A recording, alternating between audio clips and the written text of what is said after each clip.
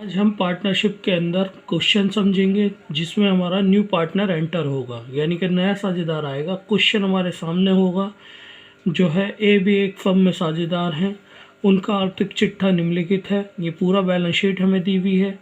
उन्होंने सी को 4000 अपनी पूंजी तथा 1600 ख्याति के फर्म में लाएगा। सी को साझेदार बनाया है। ख्याति की रकम का आधा भाग ए बी निकाल लेंगे और शेष रकम फर्म में रहेगी। आज केवल हम क्वेश्चन के अंदर रिवॉल्यूशन अकाउंट यानी कि जिसको कहते हैं पुनर्मूल्यांकन खाता बनाना सीखेंगे, जिसमें नया साझेदार जो आएगा वो हमसे कुछ शर्तें रखेगा कि आप अपनी रियल टाइम में इस टाइम जो चल रही है वो अपनी संपत्ति का मूल्य मुझे बताइए। वो क्वेश्चन हमारा इस टाइप में होगा, भवन के मूल्य पर 10% वृद्धि तथा स्टॉक के मूल्य पर 5% तथा फर्नीचर के मूल्य पर 20% कमी कर दी जाए।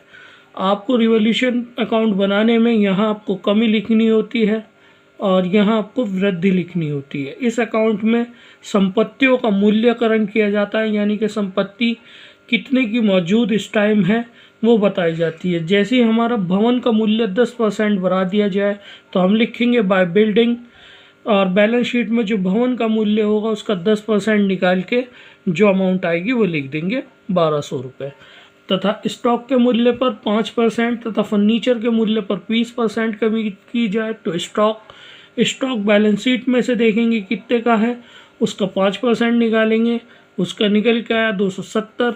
ऐसे ही फर्नीचर का करेंगे 20%, 120 निकल के आया।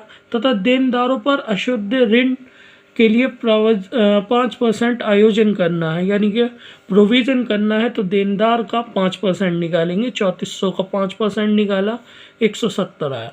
दोबारा से समझा देता हूँ, जिस भी मूल्य में कमी होगी वो सब आप टू साइड में लिखेंगे और जिस के मूल्य में वृद्धि होगी वो आइटम आप बाई साइड में लिखेंगे।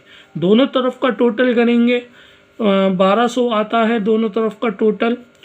इस टोटल में से आप 1200 को माइनस करके 640 रुपये आपको इनके रेशियो में बांटना है जो ए बे समान साझेदार हैं, यानी कि 1:1 के, यानी कि 1/2।